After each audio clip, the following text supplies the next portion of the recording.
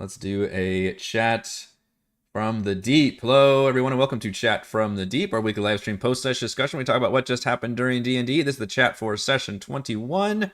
So if you haven't watched that session yet, please go do that now. Go do that now, because there will be spoilers. I'm your DM, Eric, and go do the inner and outer. I feel like we did a lot of meme stuff this session. I'm your DM, Eric, and joining me is Scott Waltz player Chris.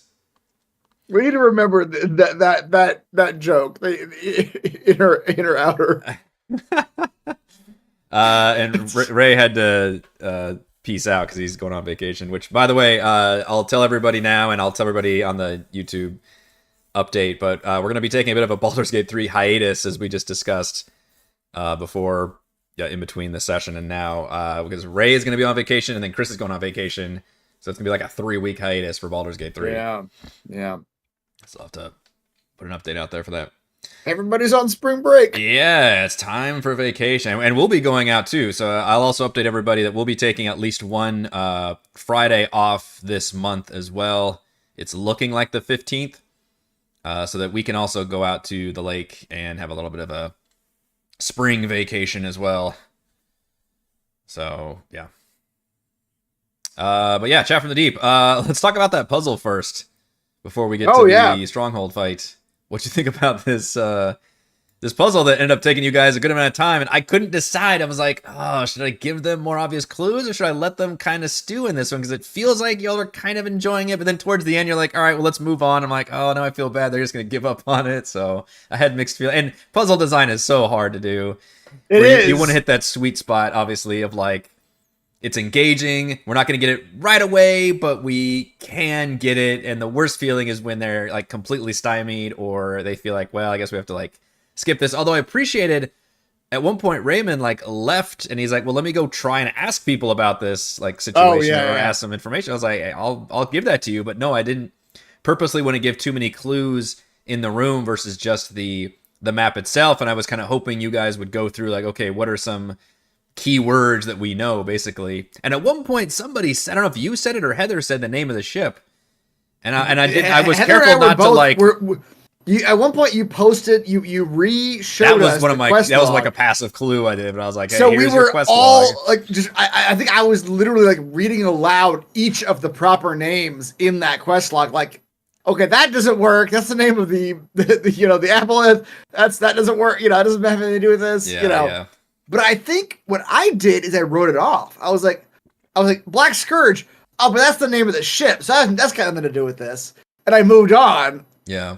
So I think I initially just disregarded it. It wasn't until later where I think it was Ray who was like, it was Ray. I don't remember why he tried it, but I don't remember why he tried it. But he just said like, I'm gonna go in and press B. Yeah.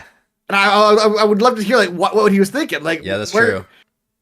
I mean, it fits all the criteria of the clue. Which I loved that Heather was like, all right, are there any buttons? Because I thought about that. I was like, this is the perfect clue is the classic, like, look at the prints and see which ones have been, like, pressed or something. And so I was like, I had clues lined up for that, which is the letter C is more than once, and then you've got these vowels. No, I really think as far as puzzle design goes, I think it was a lot of fun. Because you give us a bunch of like the rule set of the rules. Like, okay, C is more than once. Yeah. All the vowels except for I. Like we were, you were working through it. Yeah. You engaged all of our Wordle brains. Yeah. Simultaneously there. Yeah. It just took us a while to actually try the right answer. Yeah. So like I said, I think I wrote it off. I hope I didn't fuck up by making it 2 words because I feel like that was maybe had stymied folks a little bit. But I just for some reason I don't know why I just assumed that the name of the ship must have nothing to do with this place, like it's a totally separate thing. But I don't know why I thought that. It was wrong, obviously. But yeah, but this is the feedback that I'm definitely looking for because this was just something I threw in there as like, all right, this is a good spot for like a non-combat interactive thing to do. And you can put some treasure in here. I think you even described the flying ship as part of the pedestal, right? Yes. Well, I guess the And confusing part I about did try that to was keep that pointing the out. ship that we encountered was not a flying ship. The ship we I encountered know, was, and I don't was a understand. sea ship. Yes, and the Call from the Deep never makes a distinction about that either. Like why the original ship that he was on was a flying ship, and then he's just on this other ship that doesn't go in flying. Maybe I should have made it like describing it as like flying above the water or something. But it clearly in the description of the book it says it just goes in the water and like goes through the bridges and everything. And yet his original ship was the flying ship. So there was kind of a weird disconnect there. I agree. Yeah. Well, I'm not sure if that's why I thought that must not be the answer, but for some reason I thought that must not be the answer. But I was wrong. Clearly I was just wrong. Which, you know, it's one of those puzzles that I towards the end I kind of would have been okay with you guys skipping. I would have felt a little bad, like, oh well, that's a bummer that they didn't end up getting it. But it's not. It was a totally optional puzzle. Like it was just there's just some treasure inside. Whereas I think Ray was thinking like, oh shit, there's like stairs leading down. We gotta like solve this thing. Yeah, this is my backseat driver advice. But again, I'm looking at this as like after the fact. What you could have done if we had walked away and said like, okay, well, we don't have the answer, is just in that house maybe or somewhere else had a picture, an image of a flying ship, and underneath said Black Scourge. Yeah, that's true. And then we were like, oh, flying ship. Oh, that's the flying ship from the pedestal earlier. You know, something like that. That's perfect, actually. Yeah, I overestimated your ability to get the puzzle done and underestimated your combat prowess for the stronghold fight. So the puzzle section actually took a little bit longer than I anticipated. But I think we enjoyed it. But I don't think it was. I don't think it was one of those puzzles like I always look back at the Storm King Thunder campaign. That one puzzle that you guys all just went like, "Fuck this! We don't know." We were checked out. Yeah. We were checked out. Yeah, and I'm like, okay, well, no, you can definitely tell when players are like, trying to work forward versus just like, I don't know. Yeah, exactly. So we were all engaged the entire time. I didn't feel puzzle, at least. Yeah, for sure. It just, I will say it took longer, but it was like a good amount of longer. Like, the other problem with puzzles is they can just be like instantly solved, and then the DM feels bad for a different way, where it's like, oh, well, that was barely worth like engaging with. But I also thought it was funny that we were just all constantly coming up with just random ass words. I've even made that comment. It's like you're playing charades or something, just like exactly calling out words. Here's the rules of the word. How many words fit these rules? Ad libs or something. Let's see. Anders is. Why are we mentioning flanking? Yeah, we used to do flanking back when we first started playing D&D, and then it took me. Oh, because we were ganging up on the boss. That's why they're talking about it. Yeah, but it took us. So if you watch our earlier campaigns, we do the flanking rules, and only for the players, not for the enemies. I don't know why. This was back before I realized how overpowered players basically are in 5e. It's basically. And then it was some point, I think maybe after Tomb or somewhere. Between when I did Tomb and Rime is when I'm like, all right, no more fucking flanking at all. I'm pretty sure you didn't Rime because I was still doing it during Storm Kings. Okay. Well, Storm Kings was before Tomb. I didn't. Oh, was it really? Yeah, Tomb. Between Tomb and Rime was your homebrew. I didn't do it in the homebrew, so okay. So maybe it must have changed. Maybe we changed it in Tomb. Yeah. Okay. So yeah, we don't do any kind of flanking anymore because that's ridiculous. And as you see, the players are plenty strong without any flanking needs whatsoever. Oh, thank you. Wizard Eyes actually absolutely explaining that. Yep, I'm doing the thing where I don't read. I'm catching up on the chat now. Cinematic advantage, which we all forget about and don't use much. Yeah. It's just kind of cinematic advantage with me trying to like gamify things, but honestly, it's more like I'm gonna do this cool thing, and I'm like, all right, I'll give you advantage, like instead of.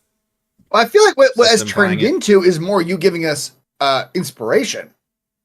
That's true. It never really equates to advantage. You usually just give us inspiration for that stuff now. Yeah, that's true. Sometimes it depends on the situation. Like there was something where you like jump down and attack somebody. He's like, all right, I'll give you advantage. Oh, yeah. That was like a cool move. I guess that counts. Versus, versus getting inspiration for doing a cool thing. But like I could have done inspiration for somebody, I don't know, doing some cool move here. Mm-hmm. But I feel like all of it was just kind of normal things you guys would do in this situation also. Right. And just be pretty effective at it. Which, boy, well, yeah, we can get to the fight. I guess we're pretty much there. So, the house was just kind of an environmental thing, just a note in there you can find to learn more about the pirate stuff. But the clue you gave was amazing. If we had gotten that far and hadn't done it, I could have had a picture frame in there that said the Black Scourge. I don't know why you'd have a painting of your own pirate ship in your base, but it works. And yeah, so the stronghold, unlike the lizard folk village, was designed to be purely hostile. Mm-hmm. And this was a situation where you guys were approaching a castle, and the castle was absolutely going to defend itself to the death, which presents you with a number of tactical options. I kind of presumed it would go as you guys did, which is, okay, we're going to charge forward and attack. You guys technically could have backed off. That catapult has limited range and could have reassessed and maybe like, all right, we're going to stealth another corner or do some other things. I was prepared for any of those kind of tactical options if you really want to think outside the box, just in case. But I appreciated the charge. Well, it's one of those things where like Ray's idea of like, okay, yeah, we're going to yell at that we're cider merchants. My plan was always to open with an attack. Yeah. And I was literally about to do it right when you guys started walking forward or whatever. And then he immediately opens with that. And I was like, oh, this is perfect. This is fucking perfect. Because now you give me even more incentive to just absolutely like launch attacks at you. But that was always part of the idea was that kind of gambit like is like, oh, hey, is it a bunch of people up there who are going to like who want to buy Genocider? Or is it a bunch of undead skeletons who are just going to fucking launch what is the acid barrels at percentage us? that it works where he walks into a room and tries to do a thing? Out of all our campaigns, we'd have to take stock of that because it maybe like 50%. I don't know. Yeah. We're at least causing the enemies to pause. But yeah, these guys were always going to be purely hostile and attack. And they had a super powered catapult acid barrel move, which did some pretty frightening things where I was like, oh shit, maybe I went too hard with this thing because this is doing some nasty damage. But it only hit a couple of you. You guys split up pretty quickly, and then I got 2 rounds of it off because that first was a surprise round before you guys immediately started charging. And I did figure you guys would probably shut it down through one of your big spells. I thought like Savra's Shatter would do it. Obviously, Toral's big freaking Hunger of Hadar spell. Like, you guys that got was all pretty. these That was options pretty critical. That Hunger of Hadar spell. Like, I think that's what got an not MVP only the seed. damage, but also the darkness that it does. Yes. It's like, oh well, they can't fire anymore. Like they're done. Yeah, it basically negated the entire, which there's 4 skeletons up there plus their catapult, and it required 3 skeleton actions to operate the catapult up there, the acid bolt. I even gave them like 3/4 cover, but it didn't matter because they were just taking dex saves against the tentacle void, so it was a very clutch move. Yeah. What I'm delighted at is you and Raymond splitting up and infiltrating the castle through 2 different sides and still kicking ass. You guys split the party at one point 3 ways and still kicked my ass. And there were 20 skeletons. I think there was one I didn't use. So 19 skeletons on this map.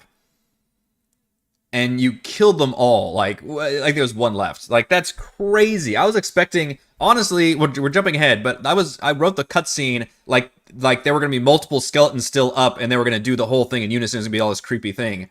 Instead, by the end, I'm like, holy shit, you guys almost legitimately destroyed this whole fight. Like, the Revenant Captain had almost 150 hit points, almost dead. Yeah. Like, I was not expecting you guys to kick ass as much as you did. Obviously, I know skeletons are pretty low-level fodder, but there was still a lot of them. My goodness, like, it was just nuts. I really wasn't expecting it. Like, the poor Minotaur skeleton, he got his one cool attack off, which he just used to kill another skeleton, which, fuck, that's so depressing as a DM. And then you guys just ganged up and destroyed it. It had 70 hit points, but... yeah, it just got destroyed. Your axe that did 16 damage did 32 damage because he got damage vulnerability, so that's half his health. Yep. When that happened, I was like, oh fuck, this thing is not gonna get another attack off. And it was supposed to be like this cool mini boss thing. So it was nuts. It was crazy how the beginning of the fight when the acid bolt was going off, I was like, okay, this is gonna be really interesting. And then once you shut that down, there was almost a weird point where both Heather and Raymond were like, Reese were like, oh, I can't really do anything. There's nothing in it for me to do, which was part of the tactical challenge of this area. It's like, hey, you got to get into this area. I kept even pointing out the fact that the door was locked, but like nobody was going to like open the door. So even tried. They just had to blast it open, which is fine. At one point, I thought that I was going to go down and like unlock the door from the inside for Reese. But then the Minotaur skeleton showed up. And I was like, okay, there's always enemies coming at you, which I expected there to be. That's part of the tactical challenge, and I expected that to help me in that you guys had to split up and do all these different actions. Instead, it didn't even phase you guys having to be like split up like that. Now, it helped that both Savra and Mac have magical climbing speed, so the walls don't stop them at all. Yeah. And obviously you can embiggen and just kind of leap up there, which helps. So really only Toral was left outside and then just kind of bust down the door. So now what I should have done in hindsight, which again, I didn't know how the fight was going, was add the captain and the skeletons sooner. I was carefully going to spread them out, in waves, basically. So the first wave was the towers. The next wave, which doesn't get aggroed until you make it inside the castle, was just all the other skeletons inside the courtyard area. Another wave was the Minotaur skeleton, and then which he was supposed to come with 2 skeletons, and I staggered that and only added 1 skeleton. I don't know why. Oh yeah. And then the final wave was going to be the captain and the whatever it was, 4 or 5 skeletons in the keep. Yeah. But what I should have done is add the captain sooner, especially when Mac was like, okay, well, I'm ready to fight these guys. Are they moving around? I was like, no, they're not quite. Because I was thinking like the Minotaur skeleton's going to go this round, and then I'm going to choose the captain, thinking I need to separate those two. In hindsight, I didn't need to do that at all because you guys took down that Minotaur skeleton in a single round. And then by the time I felt really bad because by the time the captain joined the fight, that was like the only enemies left practically were in the keep, and we were able not to just my goal. surround him. Yeah. So I vastly underestimated y'all's ability to absolutely destroy every unit on the battlefield to where I didn't actually need to stagger as much as I did. And I should have. That's tricky though, because a full round is a long time. I feel like had you put the captain and the Minotaur on the board at the same time, we wouldn't have defeated the Minotaur as quickly. Yeah. And things could have really gone the other direction maybe a little bit. Yeah. I mean, we probably still would have won, but maybe, but I don't know. If you note, which I guess I can spoil things a little bit, this is not even necessarily a fight you need to win, maybe. Right, yeah. Because I've got a little cutscene triggered at the end of it. So I was hoping it would be more of a like reeling, like, oh, fuck, we're like on our last legs or whatever. Which instead it was us cleaving through skeleton bodies. Now, to be fair, you and Mac are very low on hit points. You guys took a beating. Yes. Mac got beat up by those barrels, and that really made him gun shy, but also made it interesting where he kind of split himself and kind of shot from protection and really never even got targeted again, which was interesting. And then you just absorbed a ton of blows. Yeah. Toril and Savra being the back line just never hardly got targeted. Mm-hmm. So, there was some damage taken for sure, but yeah, I was frankly shocked. I'm interested, chat, if you thought going into this fight with all these enemies, how it would go as well. And you're right. Like the tricky thing is, in hindsight, I didn't know the Minotaur skeleton would go down that quickly, right? Or what kind of the damage output. And in fact, I even only spawned him on the map. He was supposed to come with 2 skeletons. And I was like, all right, only this one. And then later, if you know, I added another skeleton in there by the time the captain went in, because I was like, I gotta add some more in there. Yeah. But then I was like, well, this is just. And I thought about adding. I copied a bunch onto the map real quick to just spawn them in. It's kind of a fun way of saying, oh, there's like tons of skeletons coming out of the things, and it's if not for the grace of this shutdown moment, you'd be overwhelmed. But even that felt disingenuous because you would just cleave through all of them anyway.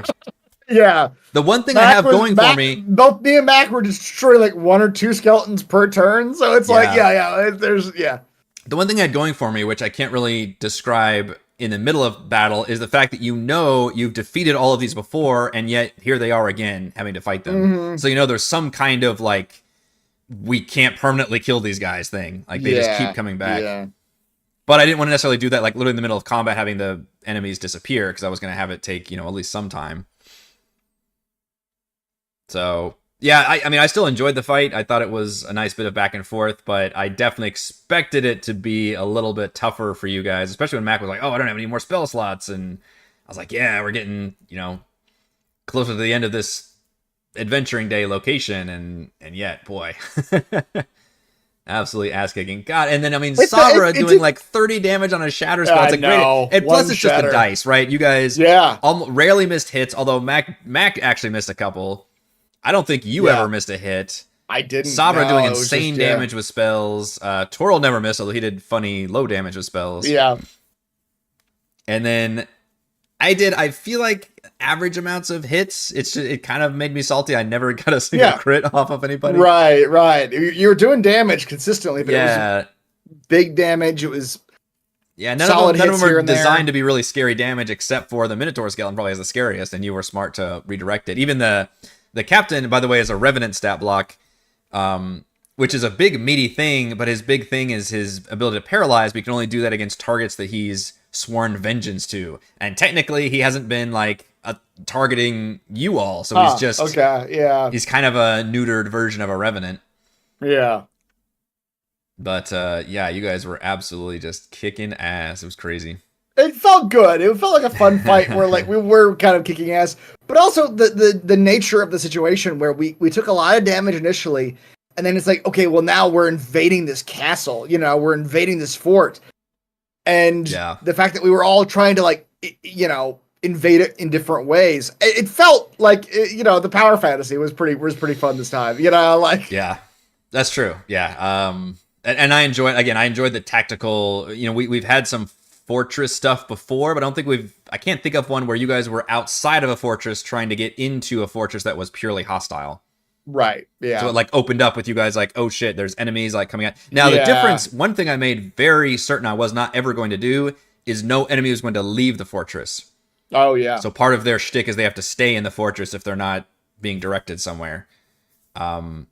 So that was kind of funny where I think at one point both Sabra and Toro and maybe Mac were like, all right, if anybody comes out, we're going to shoot him. And I'm thinking like, well, sorry. They're not. Yeah. Nobody's That's coming not out. gonna happen. Yeah.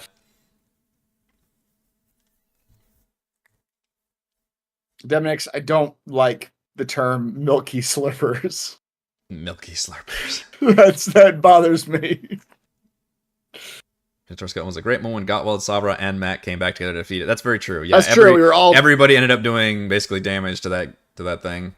Yep. Yeah, you guys ganged up pretty well. But at that point, I think there was almost no other targets left. Yeah. I think you had the two up in the tower up here that were like shooting. Yep. But it was that one and this one because then you made the Minotaur skeleton kill the other one. Right. Yeah, and I was careful. I guess what I could have done is spawn the keep at any time, but I really tried to denote like, okay, where's the start of the round, and then that's where I'm gonna actually roll initiative for the new enemies on the board. Yeah. Yeah. But it did make things awkward when Mac specifically entered, which I guess I didn't expect that, when he entered the fortress and had line of sight of all those guys, and yet they weren't aggroed yet. Although he did make sure not to attack anybody, because that would have forced my hand, and I think he realized that. By not having them be aggroed yet, he's like, all right, well, I'm not going to try to surprise attack these guys to aggro them. Instead, I'll be over here and do other stealthy shit. Right, yeah, he definitely seemed intentional on his part. Yeah, like so I was careful to not punish him for not, going too recklessly and doing that and say, okay, I'm going to keep to my schedule of adding them in piecemeal. But it does get awkward when a player has eyes on like enemies that you're clearly like staggering and like waiting in the wings, and it's like, all right, they're slow getting up. It's like the video game thing. You have to come up with excuses for why they haven't activated yet. Which one of the captain's like, oh, I'll have to, the Thanos glove, I'll do it myself or something. Where clearly he was not wanting to be bothered with it. Exactly. But yeah, shout out to Seafoot Games for this amazing map that we have seen all of now, I believe. Which this map, this is still the same one that same Swamp Village map. That's wild. Yeah. That is a big ass map. It's a big ass map. They do amazing work. They're on Patreon at patreon.com/seafootgames. If I don't have it in the video description, I will. I think it's in the crafting description if it's not, at least, but I think it's in the video description. It's fantastic. It's called Swamp Village Ruins or Swamp Village, something like that. It's their latest one. They literally put this map out like the week I was building this area, thinking I would have to create different sections. Oh, it's wonderful. So I did like what you did is I had the map and then I built like encounters and things around the map. Yeah. And then did the whole like you made the story fit the map. Yeah, which really helped me a lot be able to put it all together. So I know we're all very visual. We're playing on virtual tabletops and stuff. So that was a huge help and to make all that happen, and that really brought it all together. So unfortunately, nice. I can't quite share this map like in my folders because this particular variant is behind a paywall. I am a subscriber to their Patreon, but there is a free version of this map that you can download for free from their Patreon. It's the like non-ruins version of this map. So it's just all the walkways are not ruined. They're all connected and the buildings look slightly better. So it's very similar to this one. And then there's the cool thing about their, this is, again, they don't sponsor me or anything. I just really like their work. They do variants of all their maps. So they might release some kind of map, like some coastal cave, and then they'll have like 6 different variants. Where it's like, oh, here's the cave in a lava field, and here's the cave in space, and here's the cave in a desert. So that's always helpful. Always helpful, different biomes and settings and stuff. So yeah, absolutely amazing map that just covered all my bases and allowed us to have a cool fortress battle in the same map. Nice. Yeah. You guys just kicked so much ass at that freaking that damage vulnerability, which a lot of enemies do not have. I very know many vulnerabilities. I think because players will take advantage of it, right? It's like, yeah, I of wouldn't course mind they would. it if the hit points, balanced it out, but if more enemies had a more unique resistances and vulnerabilities, it might make players want to experiment with having different weapons That's on true. hand. That's true. I always kind of thought it was weird that like elementals don't have like, a vulnerabilities to, like fire elementals don't have vulnerability to cold, that kind of thing. I don't they think not? they do. We're gonna look this up now. I thought at least Yeah, that look one it would up. be one of them.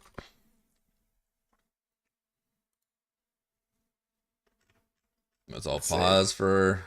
Yep. You're right. They don't. They it don't. doesn't. It has resistances, immunities, but does not have vulnerabilities. Yeah. Well, it does. Vulnerabilities are so rare. It does have water susceptibility. For every 5 feet the elemental yeah. moves in water, or every gallon of water splashdown, it takes 1 cold damage. Okay, yeah. That's not very much. But vulnerabilities are extremely rare. Yes.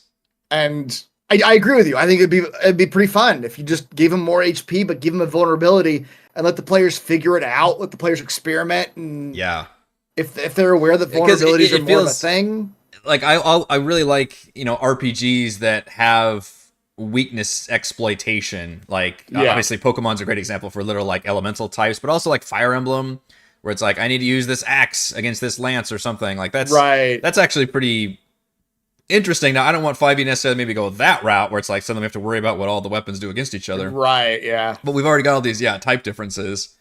But it might be interesting if just like certain enemies, like I don't know, zombies were actually vulnerable to necrotic damage because they're already like decaying. Like it didn't have to be like the bludgeoning or slashing. It could just be like all these different kind of damage types to where it's like it just makes using damage types more interesting, I guess.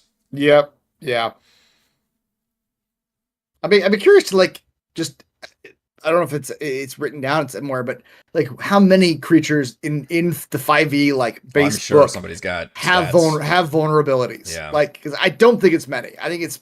I know that people have done breakdowns of like poison is the worst to do because that is the most resistance. So many creatures. Yeah. And I think force damage is the best one you can do because it has the least. Yeah.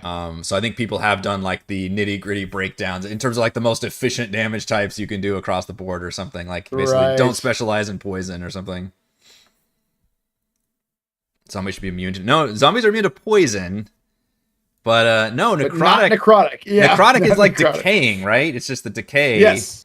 But you could argue what we're talking about, where a decaying zombie just becomes a skeleton.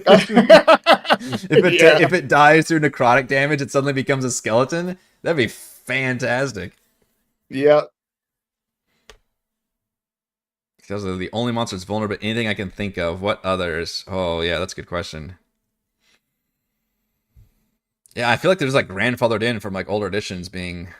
Yeah. Like we mentioned the crafting stream, like skeletons could be like resistant to piercing, but they're not. But that'd be yes. Kind of an extreme example. But also maybe having too many of those would be tricky to keep track of for the DM, where you're constantly going to look up and be like, okay, it's actually going to do this much damage in the end.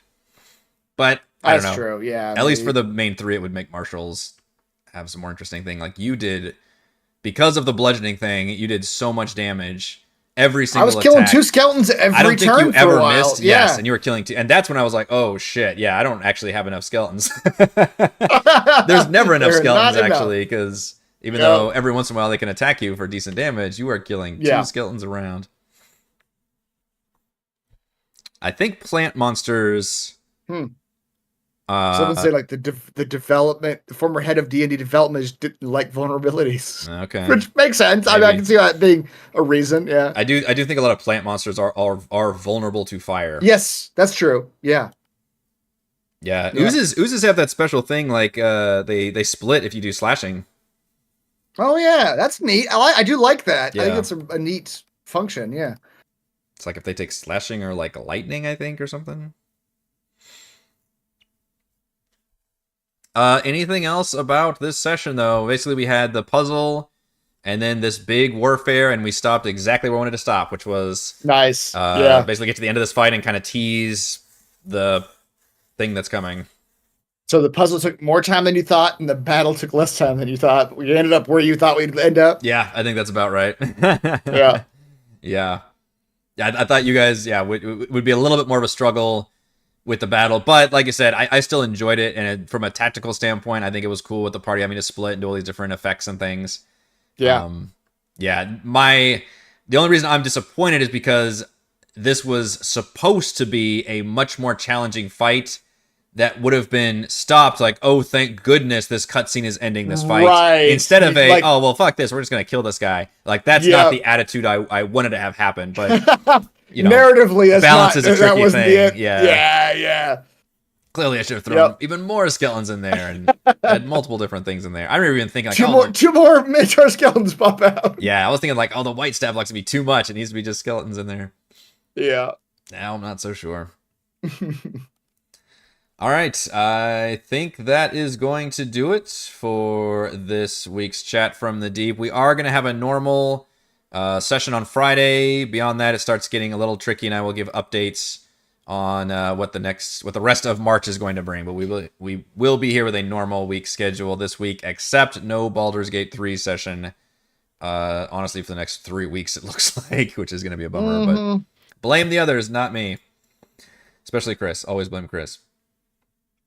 All right, but thank you to Chris. Just for fun. Yeah. And everyone for watching, and we will see you all next week. Bye. That's right. You should have had a great granddad Minotaur, grandma Minotaur, Uncle Minotaur. It's like, Daddy?